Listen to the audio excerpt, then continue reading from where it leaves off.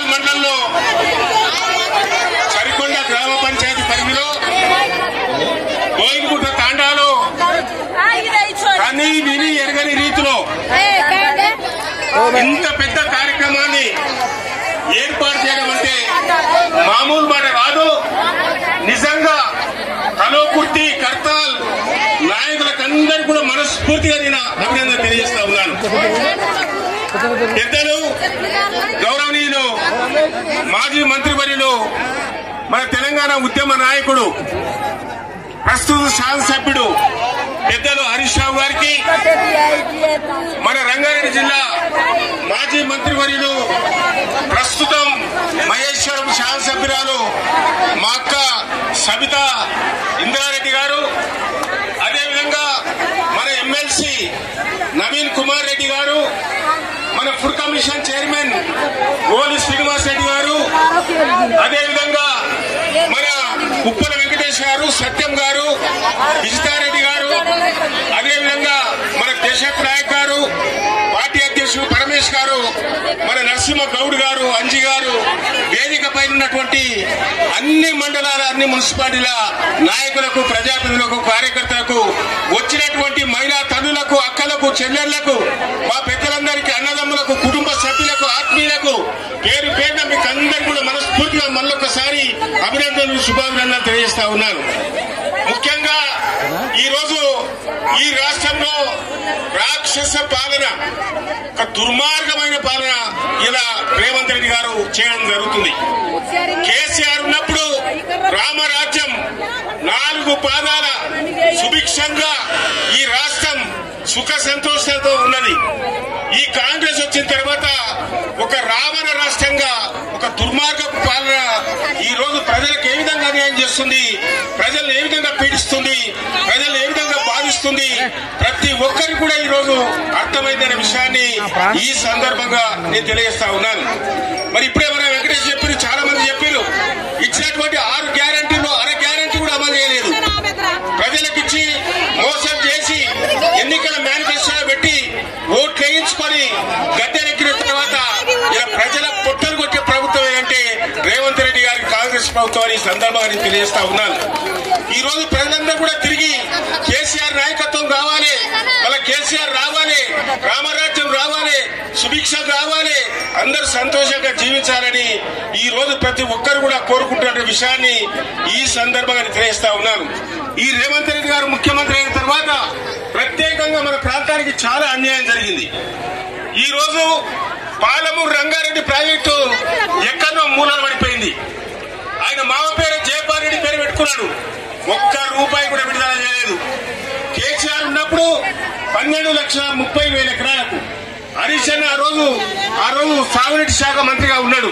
మన కల్వకుర్తికే 1,25,000 ఎకరాలకు సాగునీరు వచ్చేది. మహాత్మా గాంధీ ఎత్తిపోత పథకానికి ₹1 కూడా కేటాయించలేదు. ఆ రోజు హరీష్ అన్న ఉన్నప్పుడే మహాత్మా గాంధీ ఎత్తిపోతల పథకాన్ని కూడా మనకి ఇక్కడి వరకు, చెరుకూరు వరకు, ఇక్కడి వరకు కూడా నీళ్లు వచ్చినటువంటి విషయాన్ని ఈ సందర్భంగా నేను తెలియజేస్తా ఉన్నాను.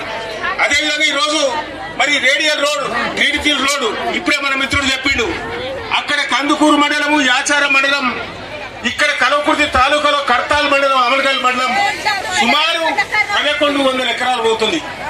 ఆ గ్రీన్ఫీల్డ్ రోడ్ అవసరం లేదు. ఈ రోజు ఎక్కువపల్లి మధ్యకెళ్ళి, మరిపల్లి మధ్యకెళ్ళి, హనుమాస్పల్లి, షాయిరెడ్డిగూడ మధ్యకెళ్ళి, ఆ మరిపల్లి ముందు నుంచి ఆగదోడపల్లి, అదే సాకిపల్లి తండ, నుచ్చుకుంట తండ అంతవరకు కూడా రైతుల భూములు పోతున్నాయి. ఆ భూములకు ఇచ్చేదేంది? మన ప్రాంతంలో ఇలా 3 కోట్ల రూపాయలకు ఎక్కడ ఉంది.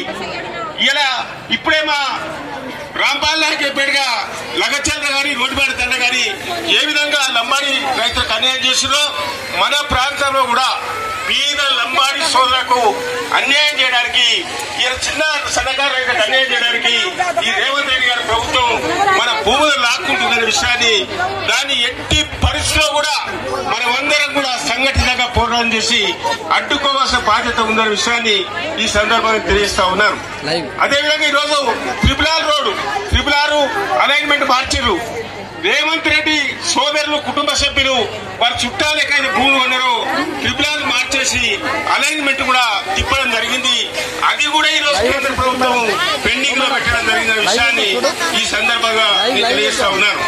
కాబట్టి సోదరులారా, రేపు భవిష్యత్తులో తప్పకుండా మనమందరం కూడా ఈ ప్రజా వ్యతిరేక ప్రభుత్వం, ఈ రాక్షస ప్రభుత్వం, ఈ రోజు పరిపాలిస్తున్నటువంటి రేవంత్ రెడ్డి గారి ప్రభుత్వం, కాంగ్రెస్ ప్రభుత్వాన్ని ఏ ఎన్నికలు వచ్చినప్పుడు కూడా ఆ ఎన్నికల్లో వారి అభ్యర్థులు ఓడించి వారికి గుణపాఠం చెప్పి ఇంటికి పంపించవలసిన బాధ్యత మనందరిపైన ఉందనే విషయాన్ని ఈ సందర్భంగా తెలియజేస్తా ఉన్నారు.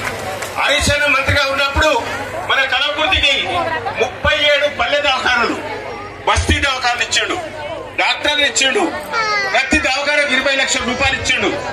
ఆమనగల్లో 50 పడకల ఆసుపత్రి 30 కోట్ల రూపాయలు ఇచ్చిండు. కల్వకుర్తిలో 100 పడకల ఆసుపత్రి 45 కోట్ల రూపాయలు ఇచ్చిండు. ఈ విధంగా హరీష్ రావు అన్నప్పుడు ఎన్ని పనులు జరిగాయి, అన్ని పనులు జరిగాయి. కేసీఆర్ గారి నాయకత్వంలో ఇప్పుడు బోయినపట్ట తండాకు మన నరసింహ చెప్పినట్టుగా 4 కోట్ల 10 లక్షల రూపాయల బీటీ రోడ్ ఇచ్చాం. ఈ ఒక్క తండాకే సుమారు 5 కోట్ల రూపాయలు ఇచ్చినాం.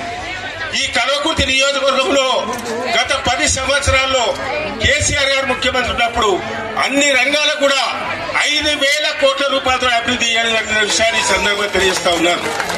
20,000 మందికి ఇల్లు కట్టించాం గతంలో. ఆ విధంగా ఈ కల్వకుర్తిని కంటికి రెప్పలాగా కాపాడుకోవడం జరిగింది. నేను ఒక్కటే మాటిస్తున్నా, కేసీఆర్ నాయకత్వం రావాలి, కేసీఆర్ గారు ముఖ్యమంత్రి కావాలి. మరి కురుక్షేత్ర యుద్ధంలో బాబా బామర్దులు శ్రీకృష్ణార్జునులు, కేసీఆర్ కు ఒక అల్లుడు ఉన్నాడు, ఒక కుమారుడు ఉన్నాడు. కాబట్టి శ్రీకృష్ణార్జునుల మాదిరిగా రేపు వచ్చేటువంటి ఎన్నికల్లో తప్పకుండా కురుక్షేత్ర మహాసంగ్రామంలో మళ్లీ బీఆర్ఎస్ పార్టీ అధికారంలోకి వస్తుంది, మనకందరూ కూడా మేలు జరుగుతున్న విషయాన్ని ఈ సందర్భంగా నేను తెలియజేస్తా ఉన్నాను. కాబట్టి సోదరులారా, ఈ రోజు పిలిచినంతనే తక్కువ సమయంలో మీరందరూ కూడా ఇచ్చేసి ఈ సభను, ఈ కార్యక్రమాలు విజయవంతం చేసినందుకు పేరు పేరున మీకు అందరికి మళ్ళొకసారి అభినందనలు, శుభాభినందనలు తెలియజేసుకుంటూ జై తెలంగాణ, జై కేసీఆర్. ఇప్పుడు మన పక్కన ఉన్నటువంటి నేయశ్రం శాసనసభ్యురాలు, అదేవిధంగా మాజీ మంత్రివర్యులు శ్రీమతి సబితా ఇంద్రారెడ్డి గారిని మాట్లాడవలసిందిగా. అందరికీ నమస్కారం. వేదిక మీద ఉన్న గౌరవనీయులు,